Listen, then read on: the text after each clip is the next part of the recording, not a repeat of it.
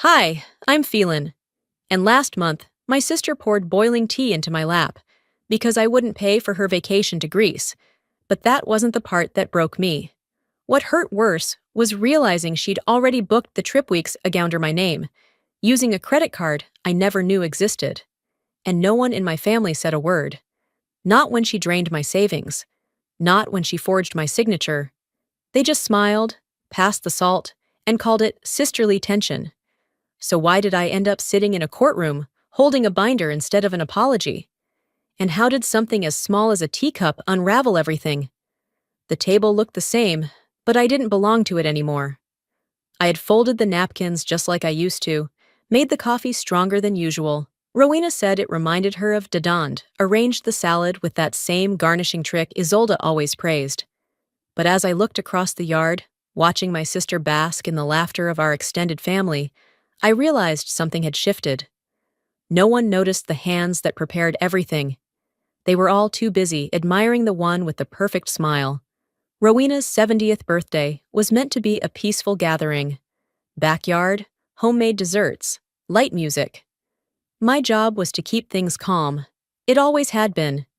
Even when I was young, I was the one smoothing things over when the dog knocked over the punch bowl, or when Isolde cried because her cake didn't have enough roses. Now, I was still the same Phelan, but this time I wasn't willing to play my part. She brought it up like it was nothing. Mid-bite, mid-laughter, mid-everything. I've been thinking. Greece might really help me heal. Her tone was syrupy sweet, just loud enough for the cousins at the next table to hear. She glanced at me, that subtle look she'd mastered, like she was cueing me to say yes. I didn't. I can't this time, I said, almost too softly. Her fork paused midair. Sorry? I said. I can't. I'm not in a position to help with that. The breeze died, or maybe it was just the silence that followed. Even the backyard wind chime stopped moving. Rowena didn't look at me. Not a twitch. You're serious? Isolde asked, voice now too quiet. I nodded once. I didn't owe her an essay. And yet, my heart thudded like I had committed a crime. It wasn't about the money. God knows it covered enough dental bills, late rent, student loans she never finished paying off. It was about the assumption, the fact that she didn't ask.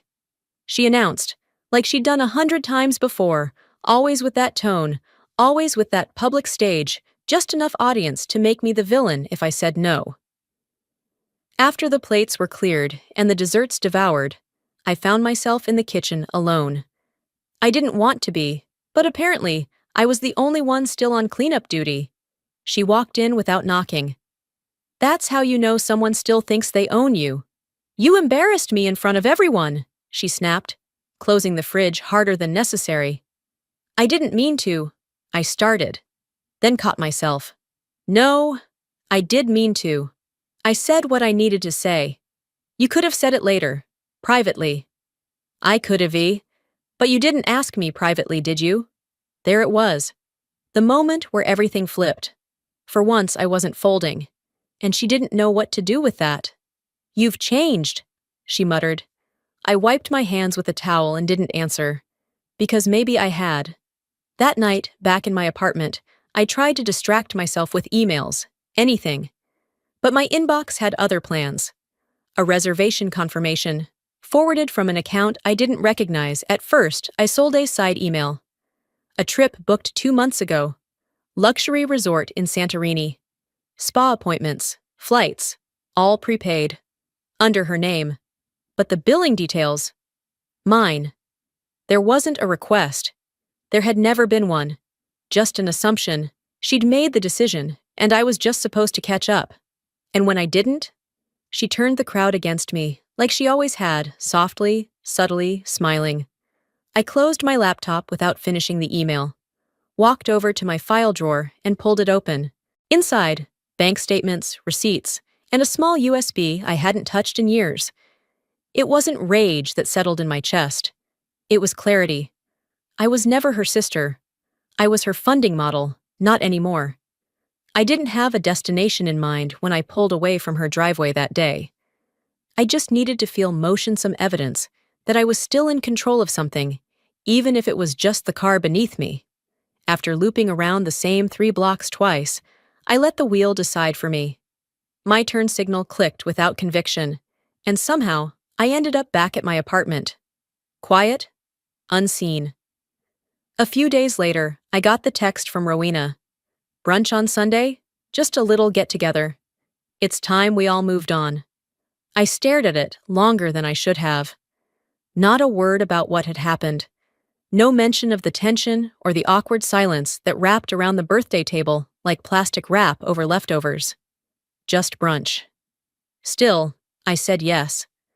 I told myself it was to keep the peace, but deep down, I think I wanted to see if anything had changed.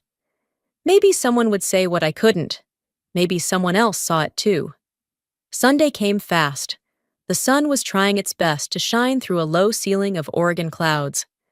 I pulled up to Mom's house and parked in the exact same spot as last time, though now the gravel beneath my tires felt colder. Lined in front of the house were familiar cars, 2 cousins from Tacoma, Rowena's old friend Marcy.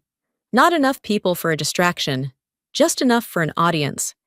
Inside, everything was too warm, too cinnamon-scented, too carefully arranged, like the house was apologizing for what its people refused to acknowledge. I took a seat near the edge of the table. Isolde was already at the center, retelling a story about Bali that somehow involved 3 ex-boyfriends and a sacred monkey. I smiled politely. It was the required tax of attendance. Then she caught my eye and offered me a cup of tea honey chamomile, her forgiveness flavor. "Thought you could use something calming," she said sweetly. I accepted it. I shouldn't have. "Listen," I started, my voice low. "I know things got a little strained at Mom's birthday. I just wanted to make sure Isolde didn't let me finish." "Well, some of us," she said with a smile so tight it could cut glass, "know when to keep family matters funded." The steam from the cup stung my nose as the word settled in. Funded. As if my worth began and ended with a bank statement. I looked away, not because I was ashamed, but because I was calculating. And that's when I felt the cup tip. Scalding liquid spilled across my lap, seeping into the fabric of my jeans with merciless speed. I gasped, not loud, just enough to pull my breath out of my throat. The ceramic clattered against the plate below, but no one jumped. No one gasped. No one asked if I was okay. Rowena, from across the table, finally murmured, "Isolde, be careful next time, please." Next time? I stood up, legs burning, and excused myself like I had simply spilled gravy or knocked over a napkin. My chair scraped against the tile in that way everyone notices, but still, no one followed. The bathroom was colder than I remembered. I peeled my soaked jeans off my thighs and stared at the red blotches forming beneath pale skin. My reflection looked like someone I didn't recognize still, contained, holding in something too large to carry but too dangerous to drop. No tears came. I wasn't shocked enough to cry. They all sat there. No napkin offered, no eyes lifted. They didn't pour the tea, but they let it happen. I toweled off what I could, changed into old yoga pants from the emergency bag I kept in my trunk, and walked back through the hallway. Laughter erupted from the kitchen, Isolde's voice, telling Mom something about airline points. I didn't interrupt.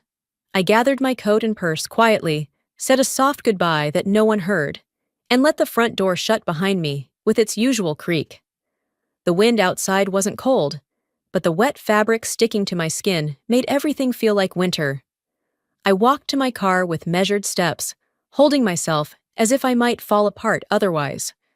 Once inside, I sat motionless, keys still in hand. My phone buzzed.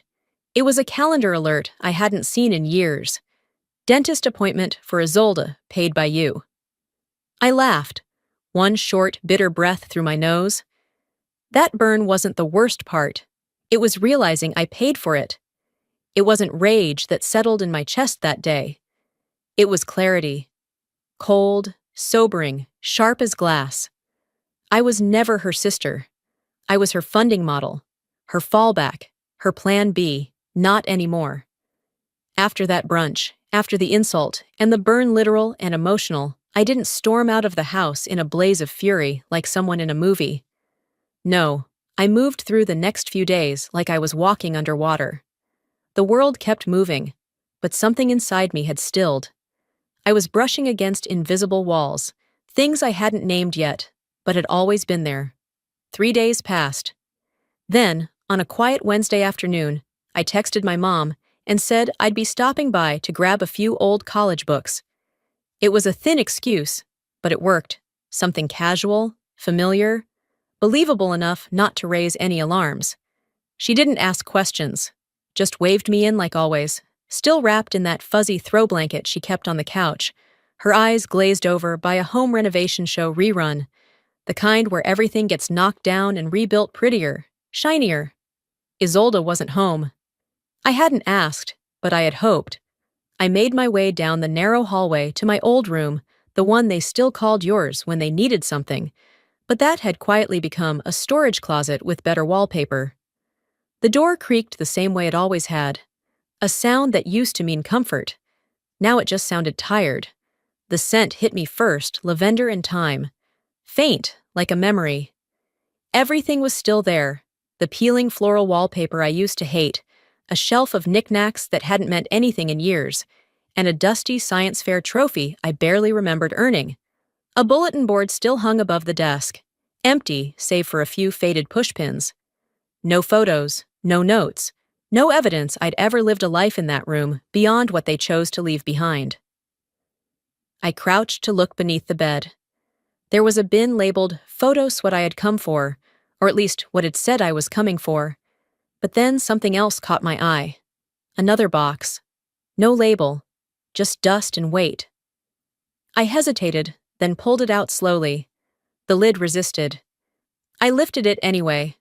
Old envelopes, receipts, some tax paperwork, a few things shuffled into folders. At first, it looked like the usual clutter until I saw my name. A manila folder. Phelan scribbled across the front in blue ink like an afterthought. I opened it with fingers that had gone cold. Inside were papers, photocopies of credit applications, some from years ago. One listed an old apartment I hadn't lived in since my mid-20s.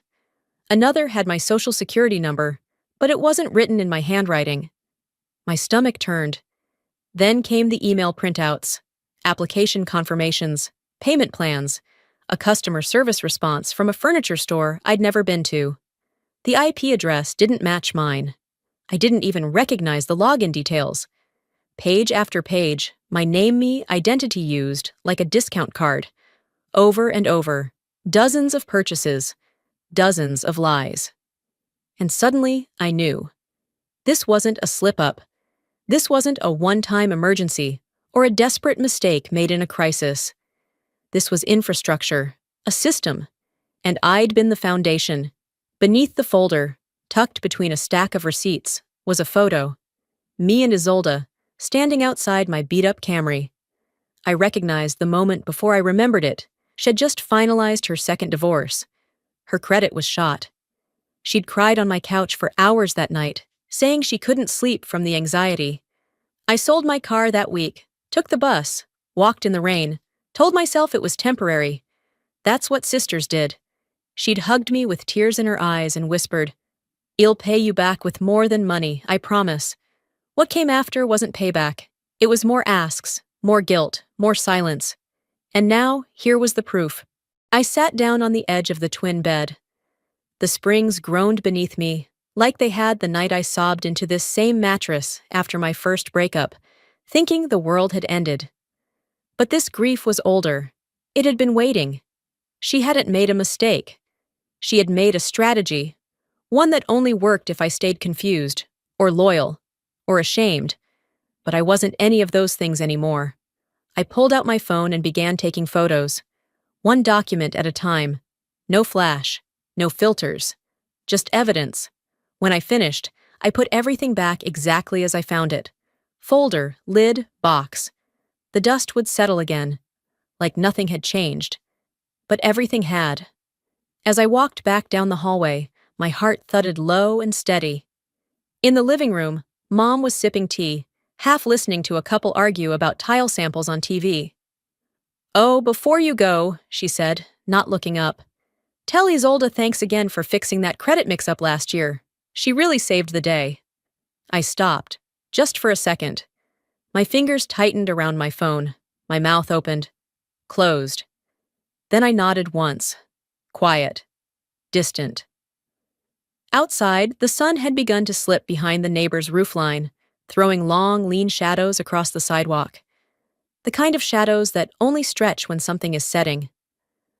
I stood by my car for a while, letting the air cool my skin, letting the truth settle deeper than the betrayal. That day, I didn't just find a box. I found her blueprint, and I was done being part of it. The walk home was a blur of concrete and silence. I didn't take my usual detour by the market. I didn't stop at the corner cafe for a hot tea. I didn't even notice the neighbor's dog barking behind the rusted gate. My thoughts had funneled into one sharp line. That box under the bed, and the things it didn't want to tell me, but couldn't help revealing. The moment I closed the door behind me, I didn't bother to take off my shoes. I tossed my keys onto the counter, bypassed the mess in the sink, and headed straight for the dusty scanner I kept on the shelf, the one I only ever used for lease agreements and old tax forms. I unfolded the papers I'd stealthily photographed from the box and began feeding them through the machine, one by one, quietly, methodically. The only sound in the apartment was the soft whir of the scanner's rollers, steady, mechanical, and oddly comforting. That's when I saw it. A refund form from a local electronics store. I'd never been there in my life. But there it was, my name, printed in bold at the top. And at the bottom, a signature. Not a forgery exactly. It was close, but not close enough. The last letter in my name wrong. Off by one stroke. Off by one careless flick of her pen. She didn't even know how I spelled my own name. I stared at the signature, heart slowing. That one-letter "it" spoke louder than anything else. It said, "You weren't important enough to get right." Not to her. Not even when pretending to be me. And for a second, that hurt more than the fraud. I slid the paper into the scanner and hit start. The machine made a soft, almost mocking churn, like it was laughing under its breath. It really was that simple, wasn't it? Years of trust reduced to clerical laziness. Later that night, I sat at my desk, lit only by the blue glow of my laptop. I opened my email and, for the first time, typed in the words it avoided for months. Refund, authorization, account verification. Emails flooded in some routine, some oddly formal, many too polished to have come from me. One after another, I found them. Receipts, requests, approvals all signed off with my name, but not my voice. Best regards, sincerely yours. Phelan K. Langley. I never used best regards. I never added my middle initial, not once. It wasn't that she was trying to hurt me. She just didn't think she needed to be careful. I clicked over to social media. Her profile was still public. I searched my name.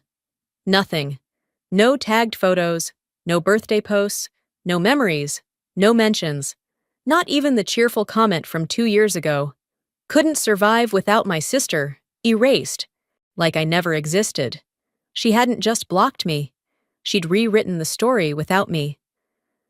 Scrolling back on my own timeline, I found an old post from the year of her second divorce, the year she crashed on my couch for 3 months, just until things settled. I remembered the caption she'd written, "My rock. My reason I survived. Gone. Vanished like a temporary thank you card. Like I was the tissue you crumple and toss after a good cry." I leaned back from the screen, my throat dry, my chest still. Not angry, not devastated, just reordered. My brain was no longer reacting, it was archiving. I walked to the kitchen, filled a glass with water, and set it down untouched.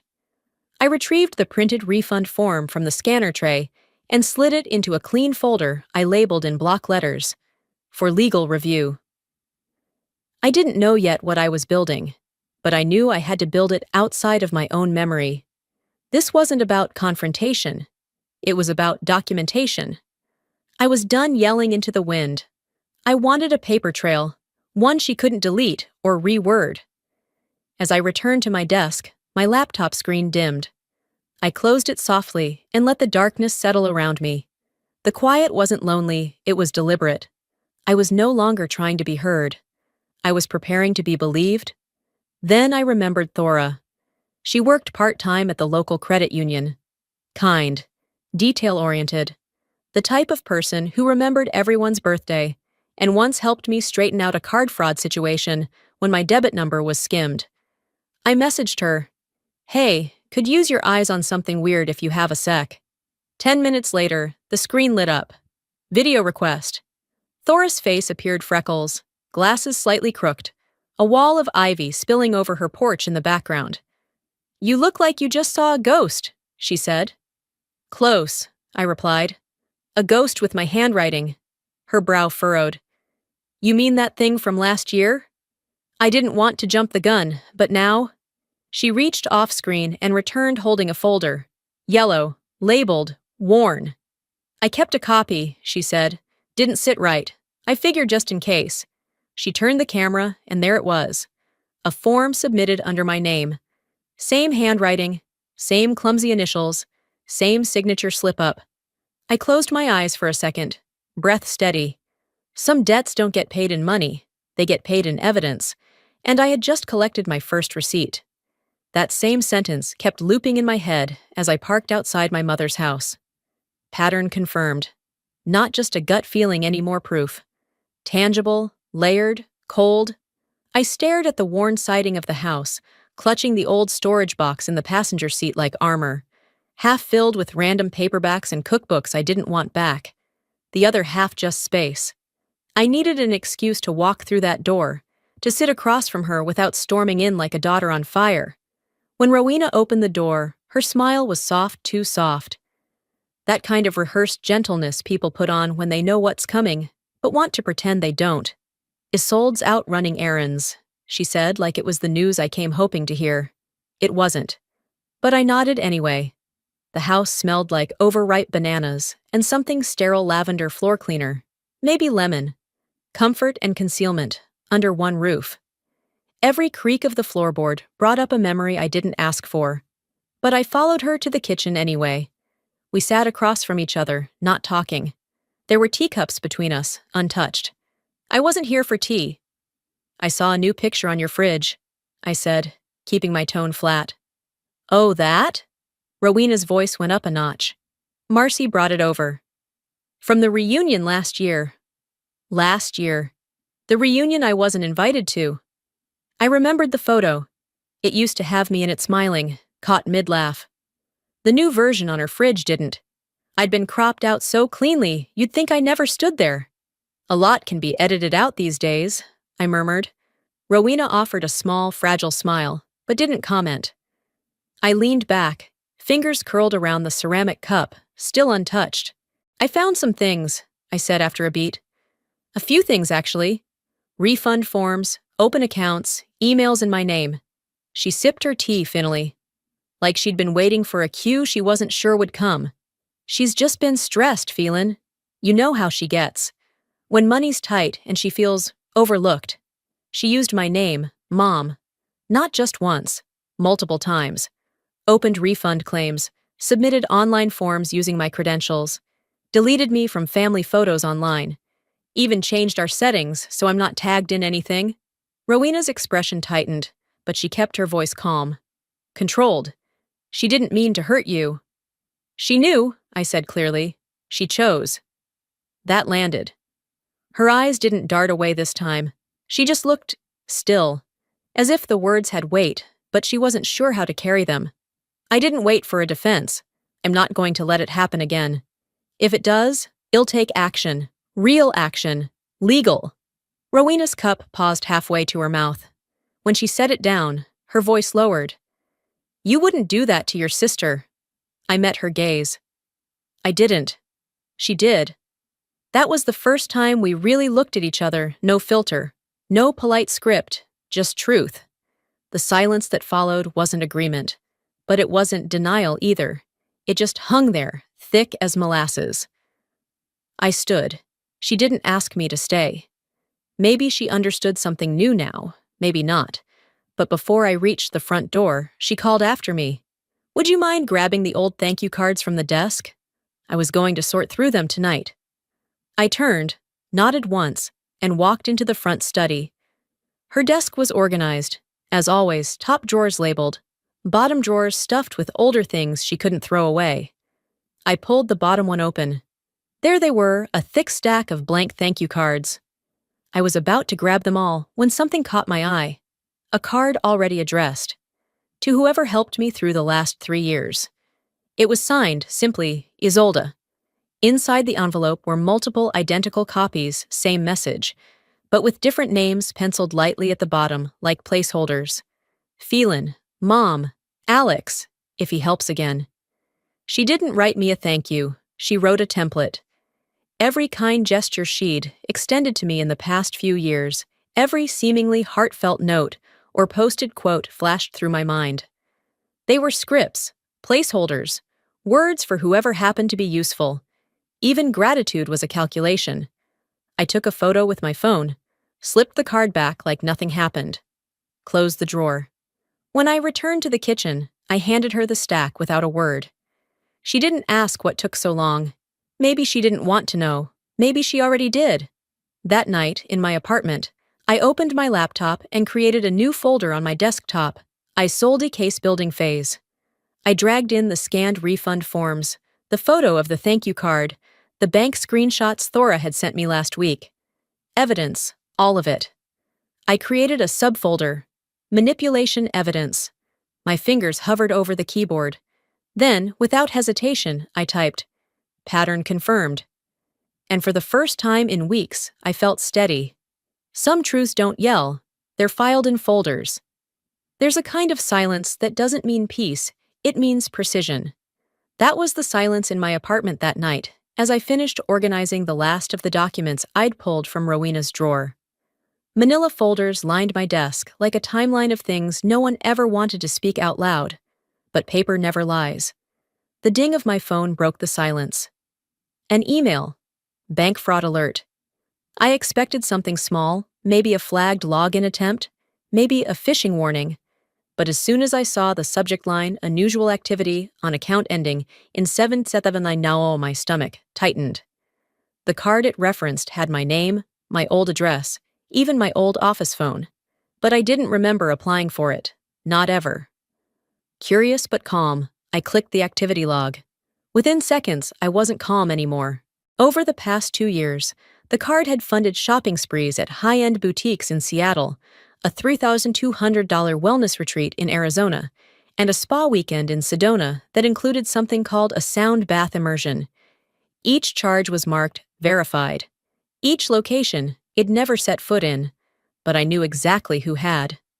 Phelan. Her name wasn't on the card, but her fingerprints were all over it. She hadn't just hurt me once. She was still taking. Even after everything, the hot tea, the smug silence at dinners, the rewrites of our shared past to erase my presence, she kept going. Like I was just a backup account she could drain without notice. Like I wouldn't notice. But I did. And I wasn't the same person she used to dismiss with a smirk and a shrug. I stared at the screen for a long time. Not in confusion, but in the kind of clarity that feels cold in your chest. I didn't cry. I didn't panic. I didn't even flinch. I opened the voice recorder app on my phone, took a breath, and dialed her number. She answered with her usual frost. Oh, look who's alive. Just checking in, I said, steady as glass. There was a long pause before her voice shifted into mockery. What now? Another imaginary crime to pin on me? I let the words hang in the air. I found some charges, I replied. Boutiques, retreats, all under my name. Curious, huh? She laughed. Not a nervous laugh, a smug one, a familiar one. You always fold, Phelan, she said. That's your thing. You discover something, panic, then let it go. You've never followed through in your life. She thought I was still her mark. I ended the call. No goodbye, no explanation, just one quiet tap on the red button and a saved recording. Oregon's one-party consent laws meant I didn't need her approval to use it, and for once, the law was on my side. I clipped the bank statement to a folder I'd already labeled restitution. I added the email, the call recording, and the file from the card issuer. I printed screenshots and labeled every page. I wasn't raging. I was building. I wasn't looking for an apology. I was assembling a case. That night, I stayed late at the office. The copier droned like a lullaby as I made 3 full sets of every document. 1 copy stayed in my desk, 1 in the safe at home. The 3rd went into my canvas tote bag, nestled next to an old notebook where I'd kept a business card for over a year. Juno McKay.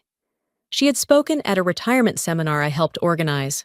A sharp, composed attorney with a gift for saying terrifyingly true things in a calm voice.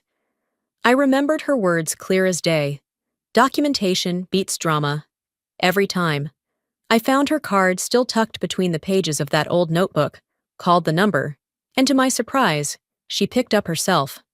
We arranged to meet 2 days later at a quiet cafe downtown, just across from the Lane County Courthouse. She wore no makeup, no jewelry, just a sharp black blazer and a kind but no-nonsense expression. When I handed her the folder, she didn't open it right away. Instead, she asked, "Are you filing this to feel better or to make it stop?" "Both," I admitted, "but mostly to make it stop." She nodded once. "Then, we'll do it clean, quiet, legal, no spectacle, no family showdowns, just facts." That night, I sat on my bed with the folder still in my lap. I didn't daydream about confronting Phelan or making her grovel. I didn't want revenge. I wanted restoration. I wanted to be left alone. I wanted to no longer carry the burden of her choices. And for once, I had the tools to do just that. By Friday morning, I was ready. No courtroom glamour, no dramatic music. I wore dark jeans, a simple blouse, and flats I'd owned for years. I looked like someone running errands. Because that's what this was now, an administrative errand to reclaim my name. I parked at the courthouse and sat in my car for a minute. My hands were sweating on the steering wheel, but my heart was steady. She didn't need to confess. She already had. I had the tape. I had the receipts. I had a lawyer who believed in order over outrage, and most importantly, I had myself. Not the girl who folded, the woman who files. The loudest thing I ever did was show up with proof. That's what I kept reminding myself as I opened the email from Thora. Her subject line was vague. Something odd you might want to see, but the attachment said everything. A scan, misfiled into my records, slipped through by accident. A therapy worksheet. Isolde's name printed neatly at the top. I stared at the handwritten notes scrawled in the margins. Emotional leverage. Escalate guilt to maintain cooperation. Make her feel irreplaceable but responsible. Then one line, underlined twice. Phelan needs to believe she's the strong one. That's how I keep her giving. It wasn't a misunderstanding. It was a method. I hit print without hesitation. The paper fed out slowly, like it was processing the weight of the betrayal for me. I folded it carefully and slipped it into my growing folder labeled Character Evidence. No tears, no raised voice, just the quiet click of a drawer closing. That same afternoon, I drove to Rowena's under the pretense of picking up my old sewing machine. She greeted me in the usual way-soft smile, vague tension behind her eyes. I followed her into the kitchen, and she poured tea like nothing had ever happened. Like I hadn't been erased from family photos. Like I hadn't been burned, erased, and gaslit in her home. "You look tired," she said gently. "I've been thinking," I replied. "About court?" She blinked, then sipped. "Oh, Phelan, that's too far. She's your sister." "She used my name," I said flatly. "Opened accounts, lied. That's fraud." Rowena looked away, eyes lingering on the framed photo of the 3 of us from years ago, barely 20, trying to smile through Isolde's tight grip around my shoulders. "She only used your name once," Rowena said after a pause. "That I know of. She told me after it was done." I froze. "You knew?" My voice didn't rise, but the air around it cracked. She said she needed it, Rowena murmured. I thought you'd understand. That was worse than the lie, worse than the silence, that assumption that my kindness would stretch forever. I stood. The tea was untouched. I do understand, I said. That's why I'm filing. Rowena didn't stop me from leaving. I didn't slam the door, didn't say a word more. I walked out the same way I walked in, alone and fully awake. 2 hours later, I sat in Juno McKay's office.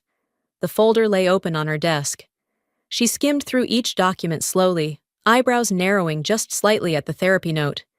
When she reached the printout of the email thread, showing the unauthorized accounts, she stopped. This isn't just about money anymore, she said. This is documented emotional abuse. I nodded. I want this clean, I told her.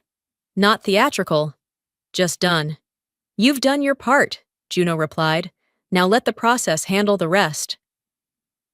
As I sat across from her, I didn't feel small or vengeful. I felt right. I had spent so long trying not to become the problem, I hadn't realized how many problems it enabled by disappearing into myself. The silence they weaponized, I was repurposing it, turning it into data, testimony, evidence. Juno looked up, folding her hands. Are you ready to file the claim? I took a breath. Yes. No tremble, no pause. They used silence as protection. I'm about to use it as evidence. The courtroom gave me distance. But what I needed now was direction. I stood in front of my closet longer than necessary, staring at a row of clothes that suddenly felt like costumes. Eventually, I reached for the black suit I'd worn to Dad's funeral. Not because I was mourning anything, but because something was being buried today. The version of me that used silence as protection. The one who waited for someone else to call it abuse before she believed it herself. When I stepped onto the courthouse steps that Monday morning, I didn't feel small. I felt exact. Isolde arrived 10 minutes late, wearing a blouse that said brunch and heels that said this wasn't serious. She barely looked my way. She still thought this was a misunderstanding dressed up as melodrama. A phase. A bluff. She looked for Rowena. She wasn't here. I didn't smile. I didn't nod. I just sat beside Juno McKay, hands folded over the sealed binder in my lap. Everything we needed was inside scans, transcripts, signatures, timelines. My voice, captured in silence. As the judge entered, Isolde finally looked toward me. She didn't speak, but her eyes narrowed. Maybe she realized I hadn't brought emotion. I'd brought paperwork. Juno started by laying out the documentation in order. The unauthorized card accounts, the misused refund requests, the scanned receipts with forged initials. Then came the audio clip. I watched Isolde as it played. I watched her swallow hard when her own voice spilled from the speaker. You've never had the guts to fight me. You fold every time. She looked like someone who had just realized the match she struck lit the wrong side of the room. When it was my turn to speak, I stood. Not tall, just steady. I'm not here to prove a feeling, I said. I'm here to prove a pattern. This isn't personal hurt, it's documented theft. It's systemic manipulation. And it ends now. I didn't raise my voice. The facts were loud enough. The judge didn't need much time. Restraining order granted. Financial access revoked. All known accounts frozen pending further review. Mrs. Isolde Langley is prohibited from using the plaintiff's name in any legal, financial, or digital context effective immediately. Isolde tried to object. You had your chance to respond, the judge said firmly. Now she has her protection. When I walked out of the courtroom, I didn't feel victorious. I felt restored. Later that evening, I drove to Isolde's townhouse. No confrontation, no notes under windshields. I opened the mailbox and slipped in a small manila envelope. Inside was a color copy of the spa receipt, the forged signature. A single handwritten line. This is the last time you will ever use my name. I didn't wait to see if she'd find it. It wasn't about reaction. It was about record. At home, I passed by a photo of us on the hallway shelf last Christmas together. She was laughing. I was mid-blink. I pulled it from the frame and slid in a new card. It read, "Some sisters share blood. Others just share a surname. Temporarily." The courtroom gave me distance, but what I needed now was direction. For the first time in months, there were no emails from the bank. No blocked calls flashing across my phone screen. Just quiet. The kind of silence that didn't threaten to smother me, just held me still long enough to breathe. I sat at my kitchen table, sunlight crawling across the floor, and read the confirmation message from Juno. The protective order was finalized. My name legally shielded. Isolde was barred from accessing any financial, digital, or public platform using my identity. My name, once casually borrowed, was now legally mine again. I closed the laptop slowly, not out of relief, out of finality. There was nothing more to prove. An envelope sat on the counter, hand addressed in Rowena's careful handwriting. I hadn't opened it the day it arrived, but now I picked it up and peeled the flap without ceremony. "I don't know if I did right by either of you," the note read. "I just didn't want to lose both. No apology, no ownership, just fear." I didn't cry. I didn't crumble. I folded the letter and placed it in the same drawer as the rest of the paperwork. Not in the trash butt, not in a frame either. Later that week, I joined a local community garden project. Nothing big, just a few raised beds, some retirees planting tomatoes, and the quiet kind of people who didn't ask too many questions. A woman next to me, maybe in her 50s, chatted about her siblings. Something about one of them going through her old mail and pretending it was a mistake. I didn't respond right away. Then I said, "It's possible to care about someone and still know they're not safe to keep close." She looked at me for a second longer than normal, then nodded. That was enough. As I walked home that afternoon, I passed a cafe where a woman poured tea into a white mug. The steam curled up just like it had that day. The memory flickered, sharp and instant, but it didn't sting anymore. Just an image, like old film left in the sun. It was never about the tea, it was the lifetime before it. A few blocks later, I found myself near the courthouse. The building looked smaller than I remembered. Maybe because I was no longer standing at its steps, waiting to be believed. Justice hadn't fixed the past. It just made sure I had a future. I sat on a bench nearby and pulled a small notepad from my bag. I'd been thinking about starting something, maybe a blog, maybe a letter I'd never send. The page was blank, but I already knew the title, "The Price of Being the Quiet One." I began writing in small, steady strokes, not for vengeance, not even for closure, just to tell it right. My last line was simple. They thought silence was weakness. Turns out it was storage.